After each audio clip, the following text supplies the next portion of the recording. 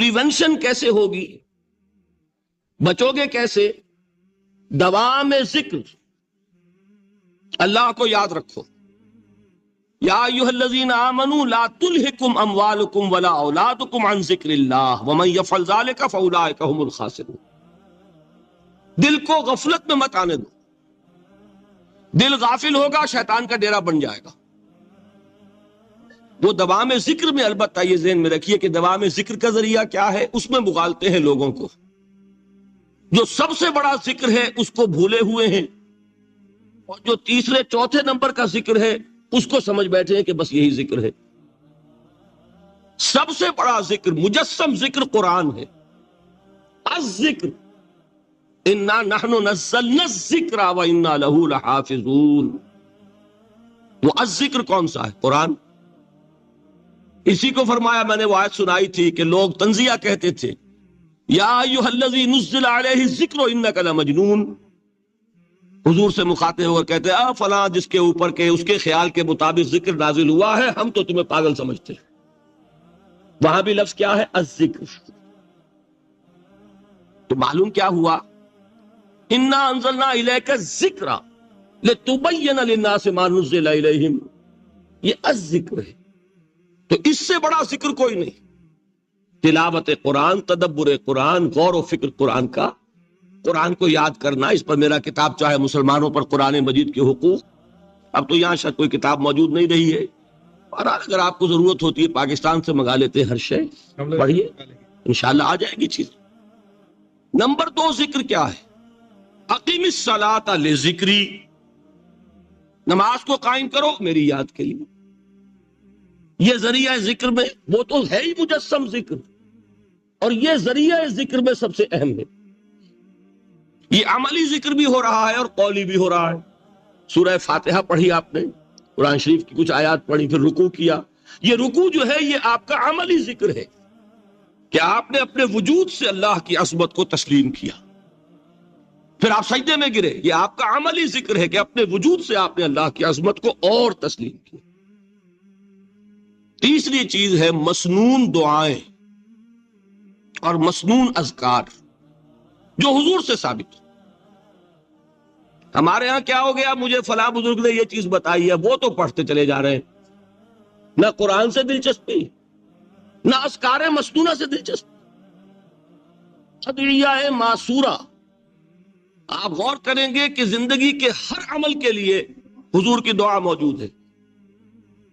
صبح اٹھے دعا ہے، آنکھ کھلتے ہی بیت الخلاء میں داخل ہونے لگے دعا ہے، نکلے دعا ہے، وضو کرنے بیٹھے دعا ہے، فارغ ہوئے دعا ہے، مسجد کے لیے گھر سے نکلے دعا ہے، مسجد میں داخل ہوئے دعا ہے.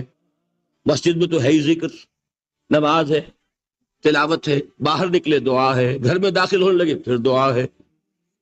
سواری پر سوار ہو رہے ہیں دعا ہے، اتر رہے ہیں دعا ہے، شیشہ دیکھ رہے ہیں دعا ہے، کپڑے پہن رہے ہیں دعا. زندگی کا کوئی عمل نہیں یہاں تک کہ جو تعلق زن و شو ہے، جس کو کہ خالص حیوانی بات سمجھا جائے گا، اس کے لیے بھی دعا ہے. غفلت میں وہ کام بھی نہیں کرتا. سمجھ رہے ہیں آپ؟ اب آپ غور کیجئے، اس میں کوئی اضافی وقت نہیں لگا، کوئی اضافی پوسچر اختیار نہیں کیا آپ نے، یوں بیٹھو، اس طرح بیٹھو، یوں کرو. کوئی آپ کا وقت اضافی نہیں لگا. جو کام کر رہے ہیں اور آپ اللہ کو یاد کر رہے ہیں، اور وہ اللہ کی یاد اس کام کی مناسبت سے ہے. ان عطیہ معصورہ سے 2 تعلق جڑ گئے انسان کے. دعا کس سے کر رہے ہیں؟ اللہ سے. جڑا کہ نہیں؟ اور یہ الفاظ کس کے ہیں؟ محمد رسول اللہ کے. تو آپ کے 2 تعلق جڑ گئے. آپ اپنی جی سے گھڑ کر دعا مانگیں گے تو پہلا تعلق تو ہو جائے گا، دوسرا نہیں ہوگا. بہتر سے بہتر دعا مانگ لیں آپ. لیکن حضور سے جو معصور اور مسنون الفاظ جب آپ زبان سے نکالتے ہیں تو آپ کا تعلق اللہ سے بھی ہوا بذریعہ دعا، اور وہ الفاظ چونکہ حضور کے ہیں صلی اللہ علیہ وسلم تو حضور کے ساتھ ہوا. یہ تیسرا درجہ ہے. چوتھے درجے میں میں مانتا ہوں کہ ایک ہوتی ہے خاص کسی شخص کے امراض کی تشخیص کرنے کے بعد تجویز. کوئی اگر طبیب ہے، ماہر طبیب روحانی، وہ آپ کو دیکھے گا تو اندازہ لگائے گا کہ آپ میں کیا کمی ہے، اس کے مطابق آپ کو ذکر بتائے گا، بھئی فلاں آیت کا مراقبہ کیا کرو۔ کسی میں بزدلی ہوتی ہے، کسی میں مال کی محبت زیادہ ہوتی ہے، کسی میں توکل کی کمی ہے، کسی میں شہرت کی خواہش ہے، نمایاں ہونے کا جذبہ ہے، کسی میں تکبر ہے، سب کا ایک سا برس تو نہیں ہوتا نا۔ تو یہ در حقیقت اندھے کی لاٹھی سے نہیں چلنے والی بات، یہ تو ماہر کا کام ہے کہ وہ تجویز کرے کہ تمہارے لیے خاص طور پر ذکر یہ ہے۔ در حقیقت ہمارے جو یہ سلسلے تھے سلوک کے، بڑے ماہر ہوتے تھے، یہ لوگ بڑے ماہر اطباء تھے۔ یہ جو علم نفسیات ہے اس کے ہمارے صوفیاء سے بڑھ کر کبھی کوئی عالم گزرا ہی نہیں دنیا میں۔ فرائیڈ کیا ہے اور ایڈلر کیا ہے اور یونگ کیا ہے، بچے ہیں۔ ہمارے صوفیاء اکرام نے جس طرح انسان کی نفسیات کو سمجھا اور وہ ان کی مناسبت سے تجویز کرتے تھے، لیکن اس کو رکھا جائے گا چوتھے نمبر پر۔ جیسے مولانا احمد علی صاحب فرمایا کرتے تھے، بھائی اس آیت کا مراقبہ کیا کرو۔ مراقبہ کیا مانی؟ اب ان الفاظ کو بھی ہم نے خام خواہ کچھ خاص ایک شکل دے دی۔ مراقبہ کیا؟ توجہ کرنا، دھیان کرنا، خاص اس آیت کے اوپر، اس کے معانی پر اپنے ذہن کو جمانا۔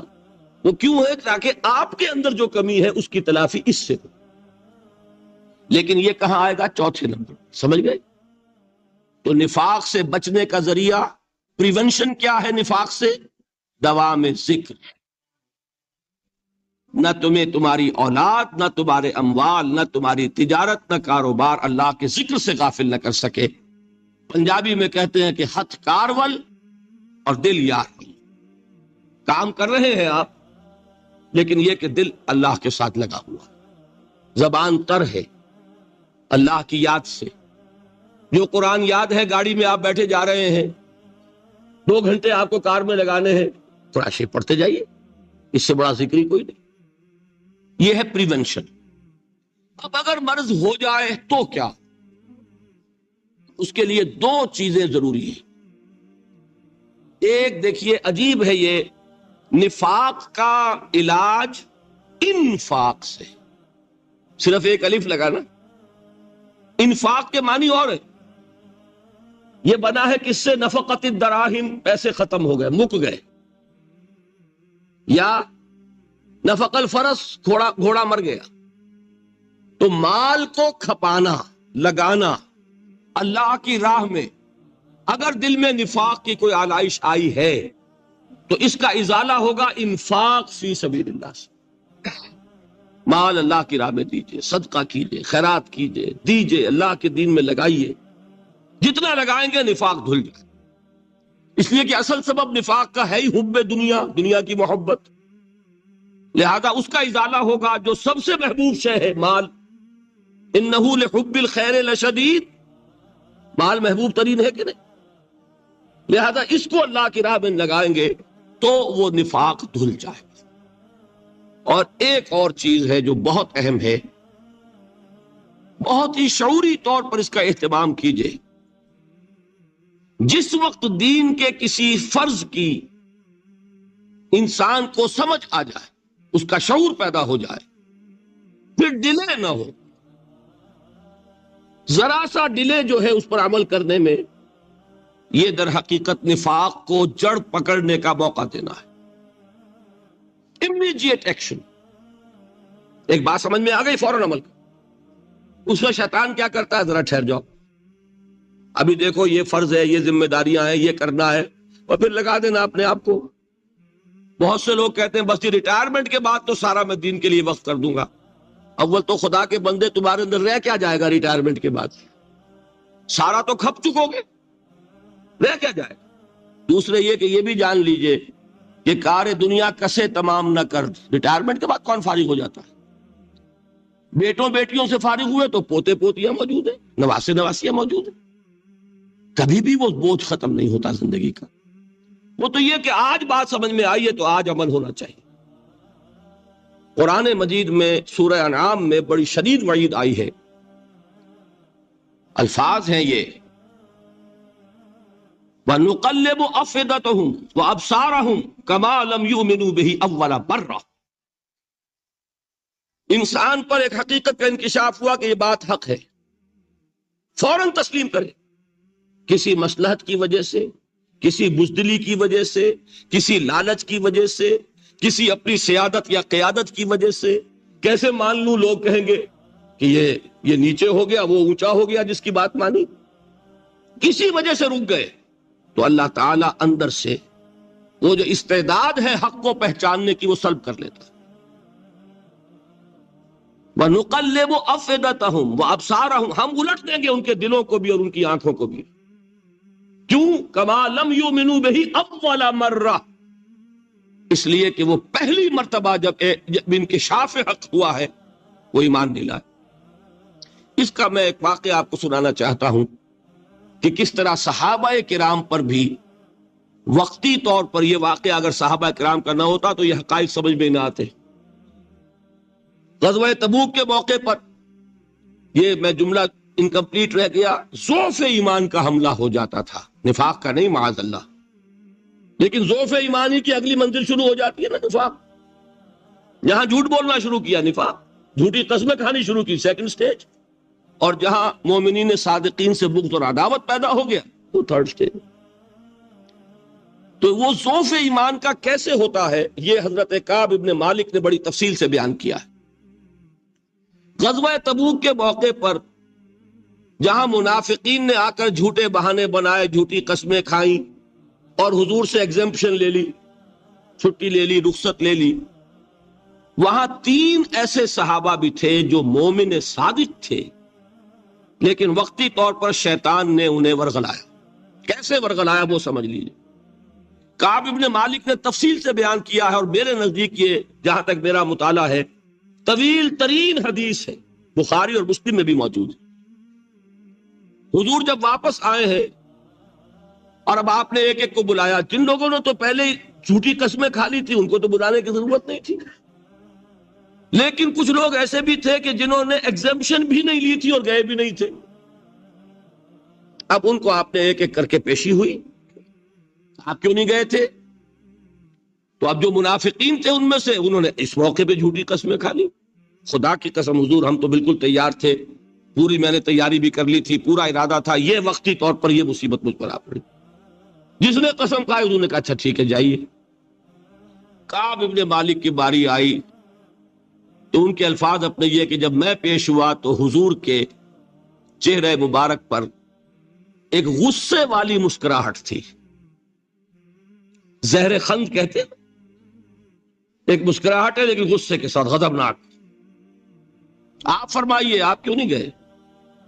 حضرت کعب یہ فرماتے ہیں کہ میں نے عرض کیا کہ حضور زبان میرے پاس بھی ہے، جھوٹ میں بھی بول سکتا ہوں، لیکن جھوٹ بول کر میں اس وقت آپ کی ناراضگی سے تو بچ جاؤں گا لیکن اللہ کے پکڑ سے نہیں بچ سکوں گا۔ میں اعتراف کرتا ہوں کہ جتنا صحت مند میں اس زمانے میں تھا کبھی نہیں تھا، جتنا فارغ البال اس وقت تھا کہ میرے پاس ساز و سامان موجود تھا راستے کے لیے، اتنا میں کبھی نہیں تھا۔ لیکن ہوا کیا؟ ہوا یہ کہ مجھے میرے نفس نے، شیطان نے پٹی پڑھائی۔ وہ پٹی کیا پڑھائی؟ کہ حضور تو 30,000 کے لشکر کے ساتھ چلیں گے تو لشکر تو سلولی موو کرے گا نا، تمہارے پاس بڑی تکڑی، بڑی توانا صحت مند اونٹنی ہے، تم ذرا 2 دن بعد چلنا تیزی کے ساتھ اور حضور سے مل جانا، بس یہ تاخیر کا حربہ۔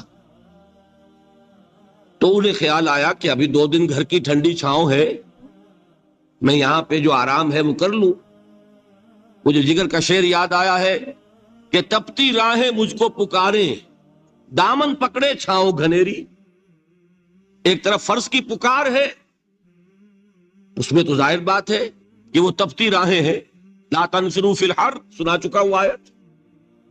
یہاں گھر میں، نخلستان میں، کھجوروں کی چھاؤں میں، اہل و عیال میں یہ ٹھنڈی چھاؤں جو ہے یہ پکڑ رہی ہے، بھائی 2 دن ٹھہر کے چلے جانا، ٹھیک ہے، کوئی نیت میں خرابی نہیں ہے نا۔ اس کے بعد پھر جب ابھی 2 دن اور ٹھہر جاؤ، یہ تو بڑا لمبا سفر ہے، ذرا تیز اور دوڑ لینا۔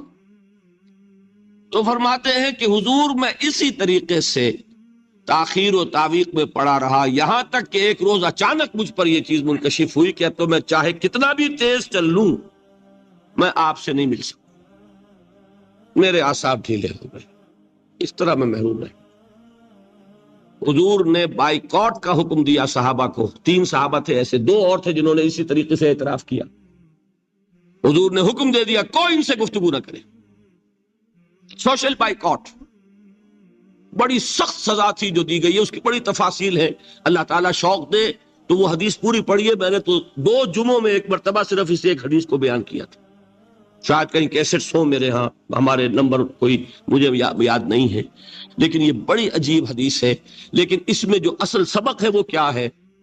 اس طریقے سے شیطان لیت و لال، تاخیر، تعویق، ابھی کیا جلدی ہے، ذرا اس کام سے فارغ ہو لو، ذرا پھر تلافی کر لینا، ذرا زیادہ زور سے کام کر لینا، یہ وہ چیز ہے کہ جو وہ تو خیر صحابی تھے بچ گئے، اگر وہاں جھوٹی قسم بھی کھا دیتے تو گئے تھے۔ یہ تو اتنا ہی ہے نا، مردی و نامردی قدم فاصلہ دارت، اس میں تو یہی ہے کہ ذرا ایک جھوٹی قسم کھا دیتے، جھوٹے بہانہ بنا دیتے تو اب ضعف ایمان نہ رہتا، وہ نفاق کی سرحد شروع ہو جاتی۔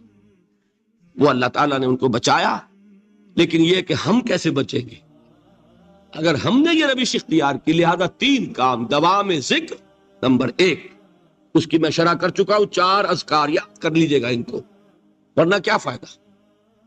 نمبر 2، انفاق فی سبیل اللہ، نفاق کا علاج انفاق سے۔ نمبر 3، یہ عادت اپنے اندر پیدا کیجئے شعوری طور پر کہ جب ایک حقیقت واضح ہو جائے فوراً اعتراف، کہ ہاں بھائی بات ٹھیک ہے آپ نے۔ جب ایک فرض کا احساس ہو جائے فوراً اس کی ادائیگی کے لیے آغاز۔ تاخیر و تعویق ہے کہ جس سے پھر نفاق کو موقع ملتا۔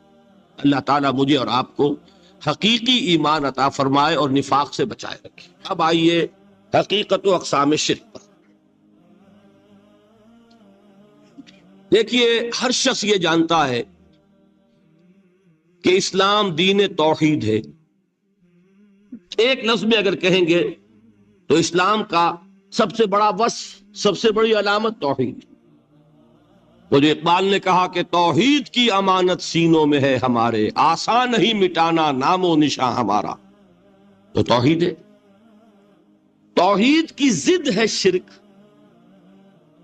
ٹھیک؟ اس سے میں ایک نتیجہ نکالتا ہوں، کوئی مسلمان جان بوجھ کر مشرک نہیں ہو سکتا، یہ میرا نتیجہ ہے۔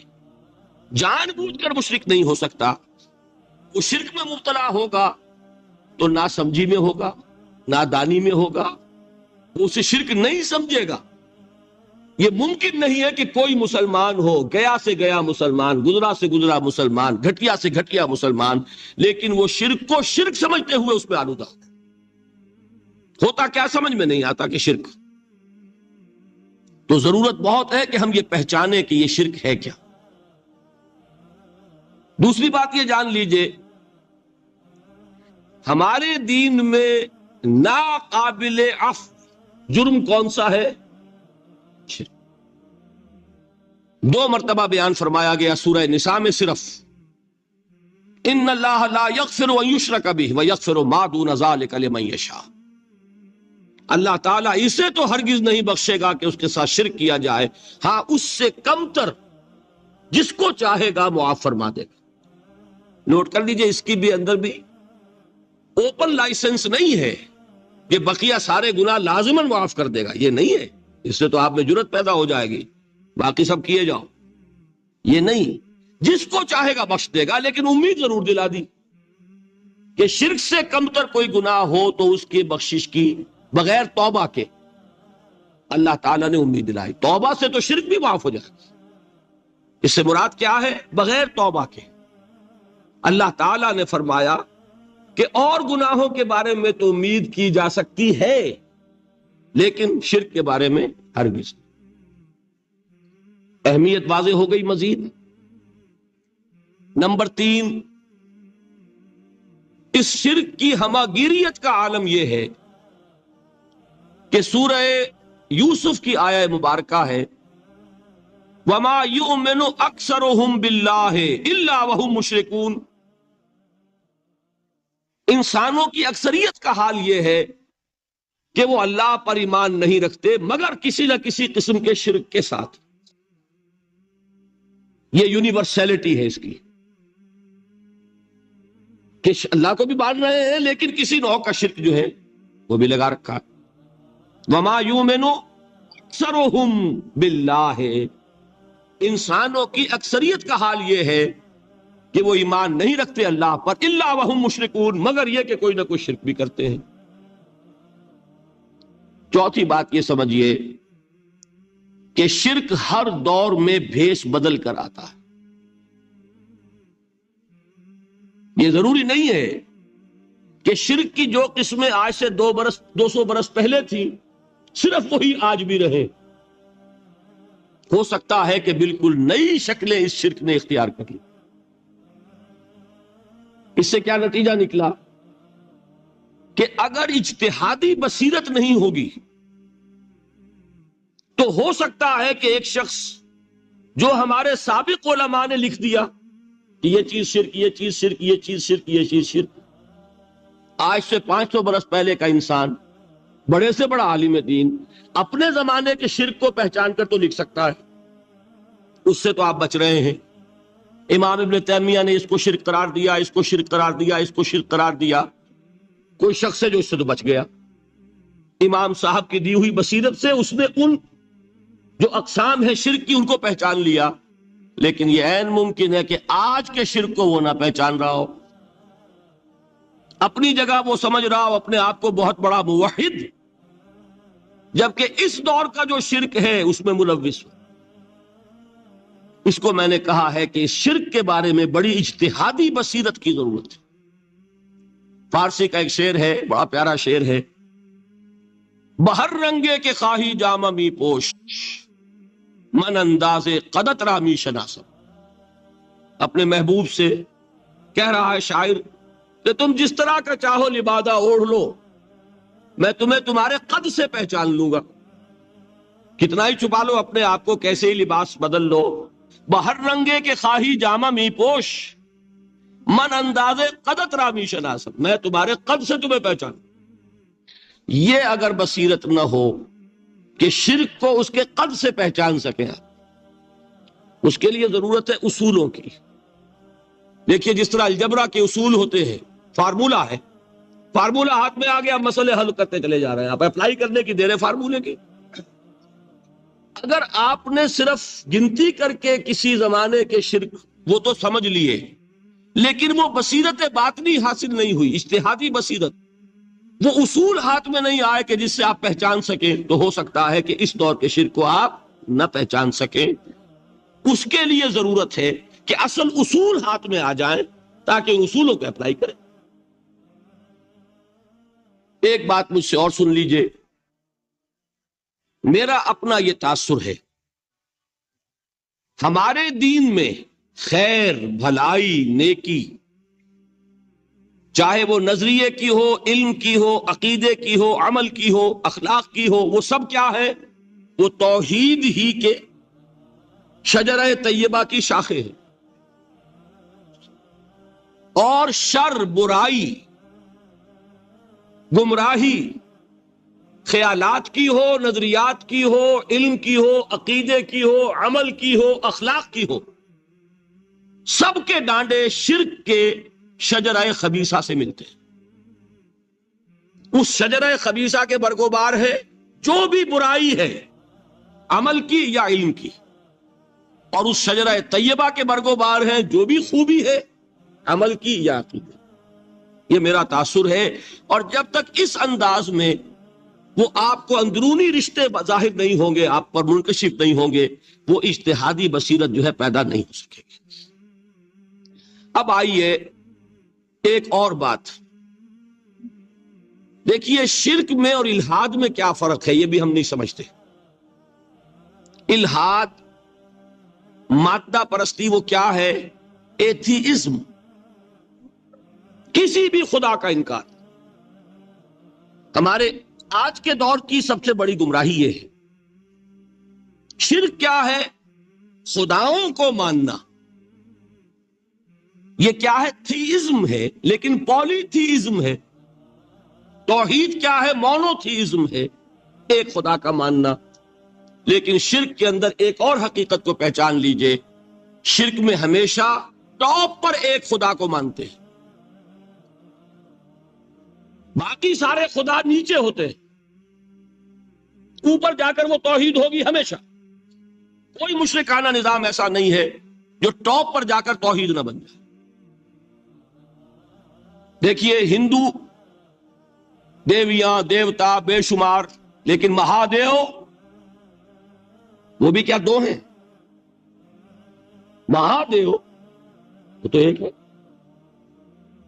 انگریزی میں گاڈز گاڈیسز، لیکن وہ چھوٹے جی سے لکھے جائیں گے، چھوٹے جی سے لکھے جانے والے gods and goddesses. Roman mythology ہو، گریک مائتھولوجی ہو، ان دیویوں دیوتاؤں کے نام ہی آپ نے یاد کر سکتے، لیکن گاڈ بڑے جی سے وہ ایک ہے کہ نہیں؟ ٹاپ پر جو ہے وہ ایک ہے، اس کو وہ بھی مانتے ہیں کہ اومنی پوٹنٹ، اومنیشنٹ، اومنی پریزنٹ، علی کل شیء قدیر، بکل شیء علیم، ہر جگہ موجود، وہ تو ایک ہی ہے، وہ تو کیپٹل جی سے لکھا جائے گا۔ باقی اس کے نیچے فوج ہے دیویوں کی، دیوتاؤں کی، خداؤں کی اور خدانیوں کی، وہ گاڈز اینڈ گاڈیسز ہیں۔ عرب میں کیا تھا؟ میں نے پہلے آپ کو وہ دو مثالیں دے دی ہیں، تیسری اور ایران کی لے لیجئے، خیر کا خدا اور شر کا خدا اور، ایک یزدا ایک اہرمن، ٹھیک، سنویت ہو گئی نا، دو خداؤں کو مانا، لیکن وہی ہے جو خدائے خدائے گاں، خداؤں کا خدا، اس کو ایک ہی مانتے ہیں۔ یہی معاملہ عرب میں تھا، اللہ وہ ایک ہی تھا ان کے ہاں۔ قرآن میں آتا ہے ان سے پوچھئے وَلَئِن سَأَلْتَهُم مَّنْ خَلَقَ السَّمَاوَاتِ وَالْأَرْضَ لَيَقُولُنَّ اللَّهُ، جب ان سے کہا جاتا ہے کہ کس نے پیدا کیا آسمان اور زمین کو، یہ فوراً کہیں گے اللہ۔ فَأَنَّىٰ يُؤْفَكُونَ، تو یہ ماننے کے بعد کدھر جا رہے ہیں؟ وہ کیا کہتے تھے کہ وہ بڑا اللہ تو ایک ہی ہے، لیکن چھوٹے آلہہ ہیں۔ آلہہ اور اللہ میں وہی فرق ہے جو کیپٹل جی کا گاڈ اور چھوٹے جی سے گاڈز اینڈ گاڈیسز، وہی فرق ہے کہ جو مہادیو اور دیویوں اور دیوتاؤں میں ہے، وہی وہاں تھا اللہ، وہ ایک اور سپریم، سب سے بالا تر، اس سے اوپر کوئی نہیں، تخلیق میں اس کا کوئی ساجی نہیں، لیکن اس نے کچھ آلہہ ہیں جنہیں کچھ اختیارات تقسیم کیے ہوئے، کچھ اس کے لاڈلی ہستیاں ہیں جو سفارش کر سکتی ہیں۔ بس یہ شرک تھا مشرکین مکہ۔ بات سمجھ رہے ہیں؟ اس کا جائزہ لیں گے تو آپ کو، اور جو آج شرک کی اقسام میں بیان کروں گا اس کو ہاتھ میں لیں گے تو کسی موحد کا تلاش کرنا مشکل ہو جائے گا۔ ڈھونڈ اب ان کو چراغ رخ زیبا لے کر، آج جن کا نام مسلمان ہے ان کی اکثریت کسی نہ کسی نوع کے شرک میں مبتلا ہے۔ اب آئیے اقسام شرک۔ اقسام شرک میں بھی وہی کیفیت ہے جو نفاق کے بارے میں میں نے عرض کی تھی کہ ایک تقسیم یہ ہے جو علماء نے کی ہے، ایک ہے عقیدے کا نفاق، ایک ہے عمل کا نفاق۔ اسی طرح ایک ہے عقیدے کا شرک، ایک ہے عمل کا شرک۔ عقیدے میں نہیں ہے، عمل میں ہے۔ ایک تقسیم آپ نے سنی ہوگی شرک جلی، شرک خفی، ایک ہے ننگا شرک، کھلم کھلا شرک، ایک ہے چھپا ہوا شرک جو نظر نہیں آتا۔ لیکن ایک مغالطہ اپنے دل سے نکال دیجئے، بعض لوگ شرک خفی کو شرک نہیں سمجھتے، یہ بہت بڑی غلطی ہے۔ اگر وہ شرک نہ ہوتا تو حضور اسے شرک نہ کہتے، کوئی اور لفظ، عربی زبان کا دامن جو ہے محدود نہیں ہے، پھر اس کے لیے کوئی اور لفظ اختیار فرمایا جاتا وہ شرک۔ لیکن ایک شرک ہے جلی جو نمایاں ہے، نظر آ رہا، ایک ہے شرک خفی جو نظر نہیں آ رہا، اور وہ کتنا خفی ہو سکتا ہے اس کی ایک مثال دی حضور نے۔ شرک خفی اتنا خفی ہو سکتا ہے ذرا مبالغہ دیکھیے جو حضور نے بات کو سمجھانے کے لیے مثال میں جو مبالغہ اختیار فرمایا. ایک سیاہ اندھیری رات میں ایک سیاہ پتھر پر ایک سیاہ چیونٹی کو رینگتے ہوئے دیکھنا جتنا مشکل ہے اتنا ہی شرک خفی کا پہچاننا مشکل ہے. بتائیے، آپ نے فرمایا انا افصح العرب، میں عرب کا فصیح ترین انسان ہوں. اس سے آگے کوئی مثال دی جا سکتی ہے؟ اندھیری رات، تاریک رات، پتھر سیاہ، چیونٹی سیاہ، کون دیکھ سکتا؟ جتنا اس کو دیکھنا ناممکن ہے اتنا ہی شرک خفی کا پہچاننا مشکل ہے. گویا کہ اس سے تو اللہ ہی بچائے گا تو انسان بچے گا. ایک آخری بات تمہیداً اور عرض کر دوں پھر میں چلوں گا اقسام پر. میری جو باتیں آپ کے سامنے آئی اس سے ایک منطقی نتیجہ نکلتا ہے. کوئی شخص اگر حقیقتاً شرک سے بچ جائے، واقعتاً شرک سے بچ جائے، ہر قسم سے بچ جائے، اس سے بھی اوپر کوئی انسان ہوگا. گویا کہ یہ آخری منزل ہے. یا یوں کہیے کہ جس شخص کے بارے میں اللہ تعالیٰ یہ مان لے کہ میرا یہ بندہ شرک سے بری ہے، اس سے بڑی سند کوئی ہے؟ دی ہائیسٹ ٹیسٹیمونیل، سب سے بڑی سند، سب سے بڑی تعریف جو بندے کی ہو سکتی ہے وہ کیا ہے؟ یہ مشرک نہیں. یہی وجہ ہے، دیکھیے آپ قرآن مجید میں حضرت ابراہیم کے ذکر میں دیکھیں گے. ابراہیم کا مقام کیا ہے؟ خلیل اللہ، ابو الانبیاء، امام الناس. تین نسبتیں ہیں، تینوں بڑی عظیم. اللہ کے ساتھ نسبت کیا ہے؟ خلیل. واتخذ اللہ ابراہیم خلیلا. ابو الانبیاء، کتنے نبی ہیں ان کی نسل میں؟ اسحاق اور اسماعیل سے چلیے، پھر یعقوب اور یوسف، اور پھر چلیے موسیٰ اور ہارون، اور پھر چلیے سارے انبیاء بنی اسرائیل کے، حضرت عیسیٰ، پھر یہاں تک کہ محمد الرسول اللہ. کس کی اولاد ہے؟ ابراہیم کی. ابو الانبیاء. اور نمبر 3، انی جاعلک للناس اماما، امام الناس. اور قرآن میں جو سب سے بڑی سند انہیں دی جاتی ہے وہ کیا؟ وما کان من المشرکین. ابراہیم مشرکین میں سے نہیں تھے. معلوم ہوا کہ یہ سب سے بڑی سند ہے، سب سے بڑا سرٹیفکیٹ ہے، سب سے بڑا ٹیسٹیمونیل ہے جو اللہ کی طرف سے کسی کو مل جائے. میں جو اقسام شرک بیان کرنا چاہتا ہوں تو میری تقسیم ذرا مختلف ہے. اب وہ ذرا اپنے ذہن میں وہ نقشہ بنا لیجئے، آپ بنایا کرتے ہیں. ایک اس کو پھر 3 میں تقسیم کیجئے. شرک کی 3 بڑی بڑی قسمیں ہیں. شرک فی الذات نمبر 1، شرک فی الصفات نمبر 2، شرک فی الحقوق نمبر 3. اور یہ میں عرض کر دوں آپ سے پہلے ہی، یہ مضمون بہت طویل ہے. میں آج صرف یہ کروں گا کہ خاکہ مکمل کر دوں. اب اس خاکے میں رنگ بھرنا، وہ تو ایک موضوع پر شرک فی الذات پر پوری تقریر ہونی چاہیے، شرک فی صفات پر ہونی چاہیے.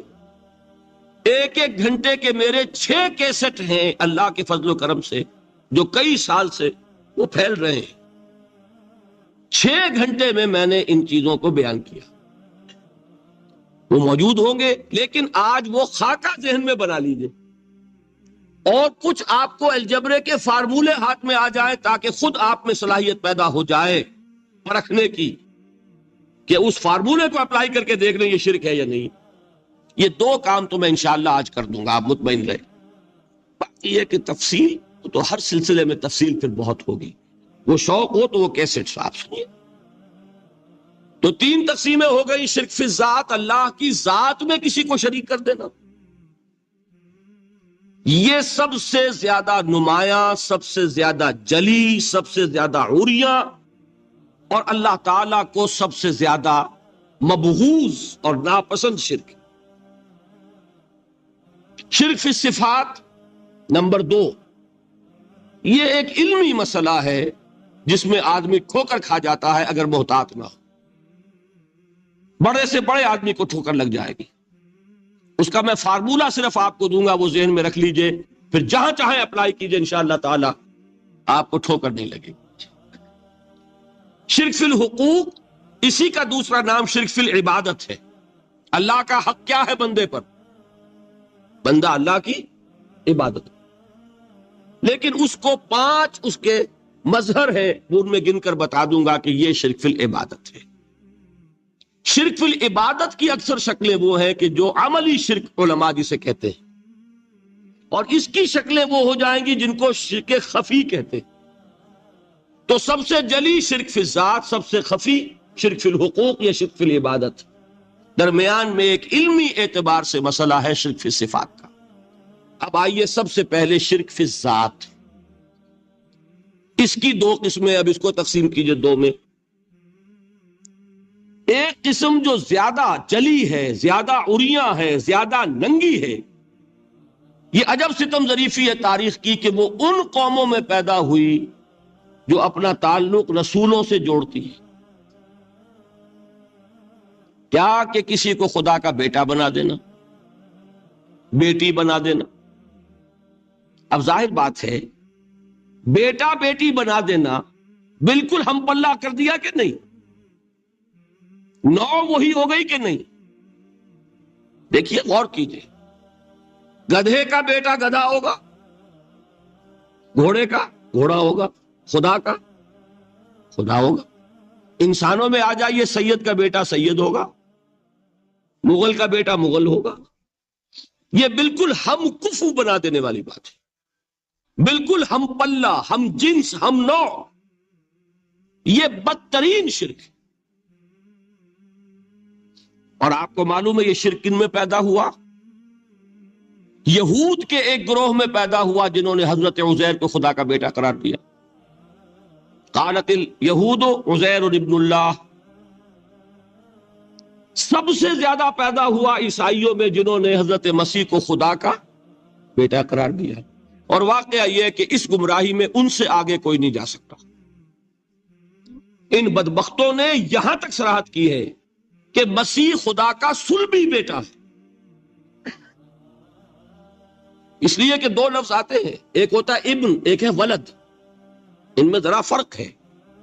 ابن کا لفظ عربی زبان میں کسی اور سینس میں بھی استعمال ہوتا ہے۔ ابن السبیل کسے کہتے ہیں؟ مسافر کو۔ تو کیا وہ مسافر اور کیا وہ رستے کا بیٹا ہوتا ہے، سبیل کا بیٹا؟ ابن الوقت کسے کہتے ہیں؟ اپارچونسٹ۔ ابن الوقت کوئی اصول نہیں، گنگا گئے تو گنگا رام اور جمنا آئے تو جمنا داس۔ یہ کیا ہے؟ ابن الوقت۔ لیکن ابن کے معنی جو ہے وہ بیٹے کے بھی ہے، تو تعویل ہو سکتی ہے، لیکن انہوں نے ولد کہا ہے۔ ولد کسے کہتے ہیں؟ صلبی بیٹے۔ یہ بدترین شرک ہے۔ یہی وجہ ہے کہ قرآن مجید میں آپ دیکھیں گے کہ جتنا غضب اللہ کا ان پر بھڑکا ہے، اس عقیدے پر،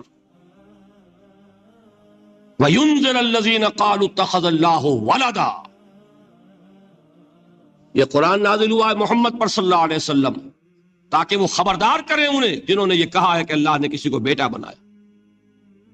یہ سورہ کہف میں ہے، اور اگلی سورت سورہ مریم میں تو ایسا غضب اللہ کا ظاہر ہوتا ہے۔ وَقَالُوا اتَّخَذَ الرَّحْمَنُ وَلَدًا لَقَدْ جِئْتُمْ شَيْئًا إِدًّا تَكَادُ السَّمَاوَاتُ يَتَفَطَّرْنَ مِنْهُ وَتَنشَقُّ الْأَرْضُ وَتَخِرُّ الْجِبَالُ هَدًّا أَن دَعَوْا لِلرَّحْمَنِ وَلَدًا وَمَا يَنبَغِي لِلرَّحْمَنِ أَن يَتَّخِذَ وَلَدًا۔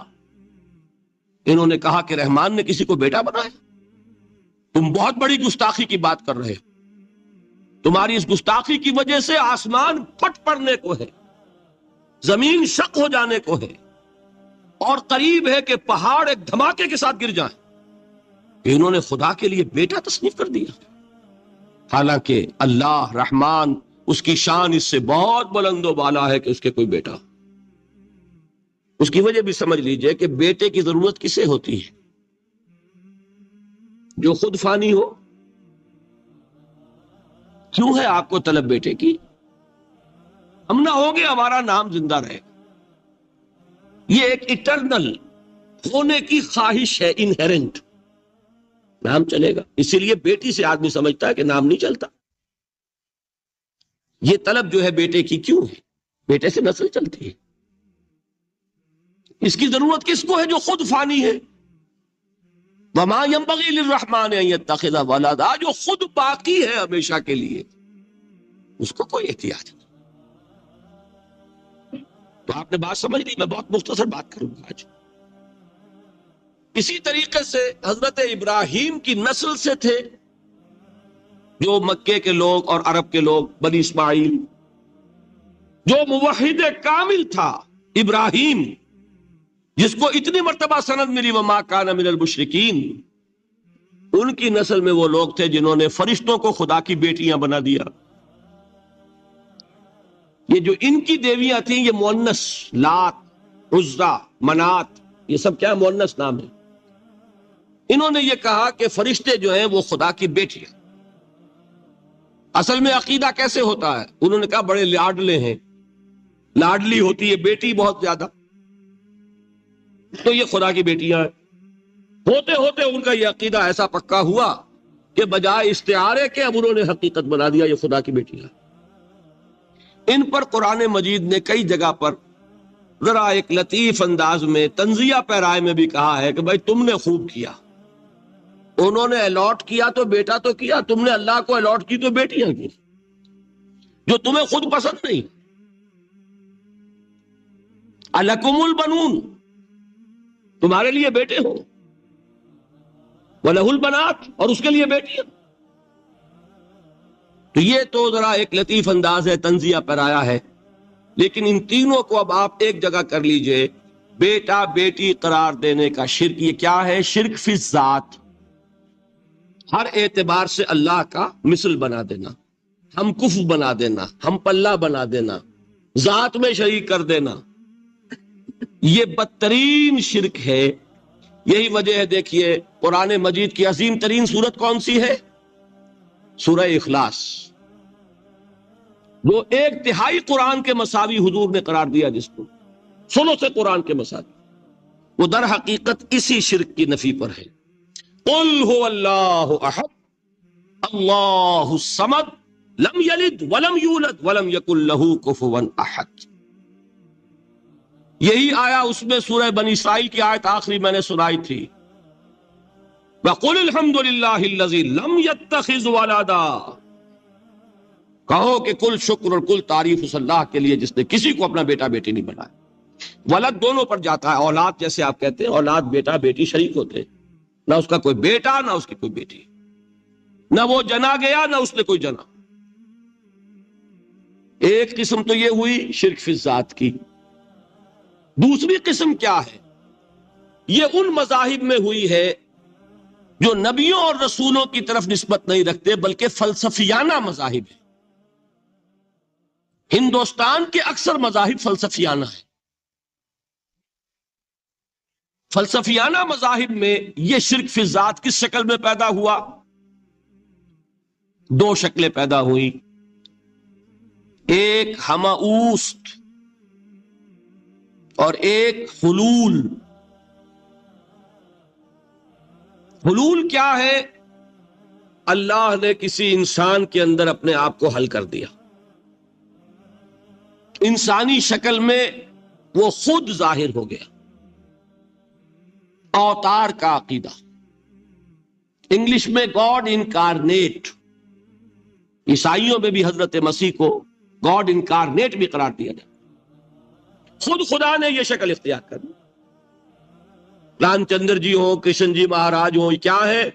یہ اوتار ہیں. اللہ نے ان میں حلول کیا یا اللہ نے ان کی شکل میں ظہور کیا. سمجھ میں آگے؟ اور ایک عقیدہ کیا ہے؟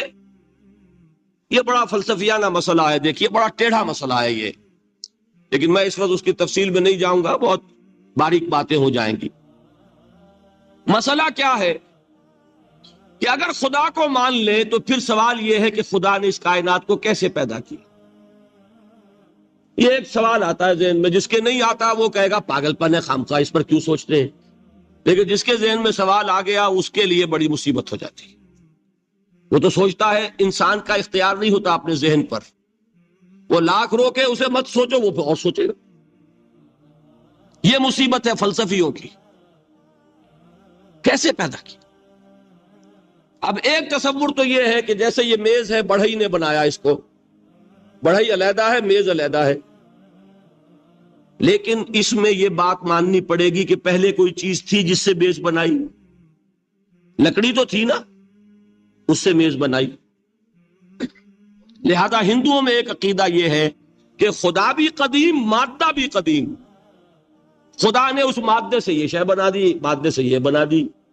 وہی مٹی کی تغاری ہوتی ہے، کمہار اس سے کوئی رکابی بنا دیتا ہے، کوئی وہ ہنڈیا بنا دیتا ہے، کوئی گھڑا بنا دیتا ہے. مٹی تو ہے نا پہلے. تو مادہ بھی قدیم، خدا بھی قدیم، اور مادے سے خدا نے یہ شکلیں بنا. ٹھیک، یہ بھی سنویت ہو گئی، توحید تو ختم ہو گئی. تو جن لوگوں کا ذہن تھا توحیدی، لیکن اس مسئلے میں الجھ گئے، انہوں نے ایک اور شکل تجویز کی کہ خدا خود ہی اس شکل میں تبدیل ہو گیا. کیسے؟ جیسے برف پگھلتی ہے تو پانی بن جاتا ہے. پانی کہاں سے آیا؟ برف سے. اب کوئی پوچھے برف کہاں ہے؟ بھائی یہی پانی ہے، یہی برف ہے یا نہیں؟ اسی پانی کو آگ کے اوپر آپ نے رکھ دیا، وہ بھاپ بن گئی. اب آپ کہیں برف کہاں ہے، پانی کہاں ہے؟ یہی بھاپ جو ہے یہی در حقیقت پانی ہے، یہی بھاپ جو ہے یہی برف ہے. یہ ہے وہ ہماؤس پینتھیزم جس کو انگریزی میں کہتے ہیں، کہ خود خدا نے روپ دھار لیا اس کائنات کا. یہ دو فلسفے ہیں. کیا ہے یہ؟ بدترین شرک ہے. پہلی اگر شکل ہے تو وہ انسان خدا قرار پا گیا، جس کو اوتار مانا وہ خدا ہو گیا کہ نہیں. اور دوسری شکل میں تو ہر چیز ہی خدا ہے، یہ بھی خدا، یہ بھی خدا، پتھر بھی خدا، درخت بھی خدا، ہر چیز خدا. اس لیے کہ وہ برف پگھلی ہے تو پانی بنا ہے. وہ پانی چاہے زیر زمین آ رہا ہے، وہ پانی چاہے زمین کے اوپر دریا کی شکل میں آ رہا ہے، یا زمین میں سوتے چل رہے ہیں، پانی تو وہی برف ہے جو پہاڑوں پر ہمالیہ پر پڑا ہوا، وہی پگھل رہا ہے، یہ کچھ بن رہا. یہ ہے شرک فی الذات کی دوسری قسم جو دنیا میں رہی، پینتھیزم اور انکارنیشن، یا حلول اور ہماؤست. سمجھ میں آگے؟ اب میں ایک بات آپ سے عرض کروں گا. اللہ کا اس امت پر بہت بڑا فضل ہے جس کا آپ کو شکر ادا کرنا چاہیے. اس نوع کے شرک سے یہ امت 15ویں صدی شروع ہو جانے کے باوجود تاحال بحیثیت مجموعی محفوظ ہے.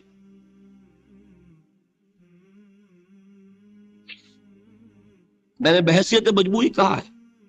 کوئی افراد یا عوام الناس یا جوہلا یا شعراء یا نعت گو وہ مبالغہ آرائی میں کوئی بات کہہ دیتے ہو تو وہ علیحدہ بات ہے، لیکن مسلمانوں میں کوئی مستند فرقہ اور اس کے جو مستند عقائد ہیں ان میں الحمدللہ آج تک ایسی کوئی چیز شامل نہیں. اس کا جب آپ تقابل کریں گے نا، آپ کا کیا خیال ہے عیسائیوں کو حضرت مسیح سے کتنی محبت تھی؟ اس کا تقابل کیجئے جو محبت مسلمانوں کو رہی حضور کے ساتھ. عیسائیوں کی محبت عشر عشیر نہیں بنے گی. اس محبت کے باوجود کہ ہمیں 10 گنا 100 گنا 1000 گنا زیادہ محبت ہے حضور کے ساتھ، لیکن دیکھیے کہ انہوں نے خدا کا بیٹا بنا دیا. یہاں کسی نے حضور کے بارے میں یہ بات آج تک کہی؟ یہ بہت بڑا کنٹراسٹ ہے نا.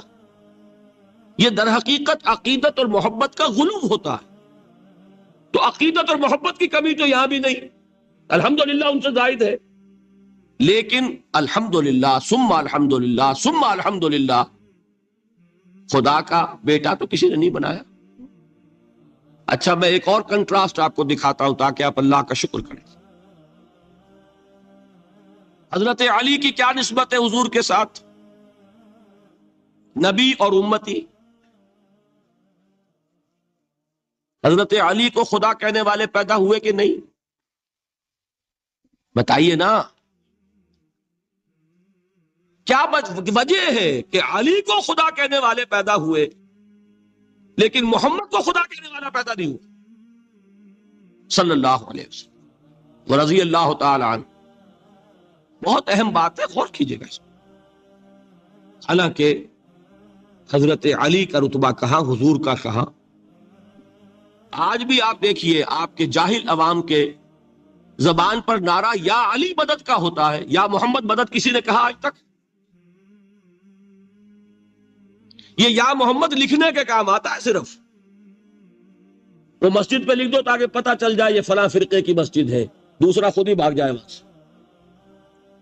یہ صرف اس کام کے لیے ہے۔ باقی جہاں اصل میدان میں بات آتی ہے، کوئی نعرہ لگاتا ہے یا محمد مدد، محمد کا رتبہ اونچا یا علی کا، تو ان سے کیوں نہیں مدد مانگی؟ یہ سوالات آپ کے سامنے رکھ رہا ہوں میں۔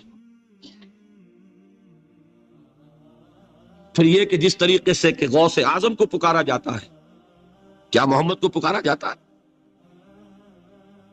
کیا نسبت ہے؟ حضرت علی تو پھر بھی صحابی ہے، خلیفہ چہارم ہے، حضور کے چچا داد بھائی ہے، داماد ہے۔ غوث اعظم تو بہرحال وہ نسبت تو نہیں ہے۔ دیکھیے، میں اس کا تعلق جوڑتا ہوں ختم نبوت سے۔ جس طرح اللہ نے خصوصی حفاظت فرمائی ہے قرآن کی، اسی طرح خصوصی حفاظت فرمائی ہے محمد الرسول اللہ۔ یہ اسپیشل پروٹیکشن ہے، ورنہ نہیں ہو سکتی تھی۔ یہ خصوصی تحفظ اللہ۔ یہاں بگاڑ پیدا ہو جائے تو صحیح کون کرے گا؟ حضرت مسیح کی اصل حقیقت تو حضور نے آگے بتا دی۔ ذالک عیسی ابن مریم قول الحق الذی فیہ یمترون ما کان للہ ان یتخذ ولدا سبحانہ۔ یہ حضور نے آ کر حضرت مسیح کی حقیقت بیان کر دی کہ نہیں؟ سورہ مریم کی یہ آیات سنی تھی نجاشی رحمت اللہ علیہ نے جب حضرت جعفر ابن ابی طالب کی زبان سے، تو کیا کہا تھا تنکا اٹھا کر، خدا کی قسم جو ان آیات میں مسیح کا مقام بیان ہوا ہے، مسیح اس سے تنکا بھر بھی زیادہ نہیں۔ لیکن اگر محمد الرسول اللہ کو خدا کا بیٹا بنا دیا گیا ہوتا یا خدا بنا دیا گیا ہوتا تو کون آتا اس کی اصلاح کے؟ جیسے قرآن مجید کا تحفظ ہے، ایسے ہی محمد الرسول اللہ کا تحفظ ہے۔ وہ تحفظ ہوا کیسے ہے؟ جتنا قرآن مجید نے ایمفیسائز کیا حضور کی بشریت کو، قل انما انا بشر مثلکم، اے نبی ان کو بتاتے رہیے، بار بار بتائیے کہ مجھے کچھ اور نہ بنا لینا، میں بھی بشر ہوں، انسان۔ ہاں مجھ پر وحی ہوتی ہے، تم پر نہیں ہوتی، یہ فرق ہے۔ میں رسول ہوں، تم نہیں ہو۔ یہ بات میں ذرا اور مسئلہ میں واضح کروں گا، ابھی صرف یہ نوٹ کیجئے کہ یہ تحفظ جو ہے، جیسے قرآن کو تحفظ دیا لیکن اس کے لیے ذرائع بھی ہے نا، یہ حفظ قرآن کا سلسلہ جو ہے یہ اس کا ذریعہ بنا، یہ رمضان میں تراویح جو ہے اس کا ذریعہ بنی۔ ہمارے ملکوں کے اندر تو حفاظ کو مسجدیں نہیں ملتی، تلاش کرتے پھرتے ہیں، اور ایک جیسا کہ اینول جشن ہوتا ہے قرآن مجید کا، ہر حافظ اپنا حفظ تازہ کر رہا ہے، حفاظ لگے ہوئے ایک دوسرے کے ساتھ تازہ کرنے میں۔ یہ ذریعہ ہے اللہ تعالیٰ نے کہ جس کے ذریعے سے قرآن کو محفوظ کیا۔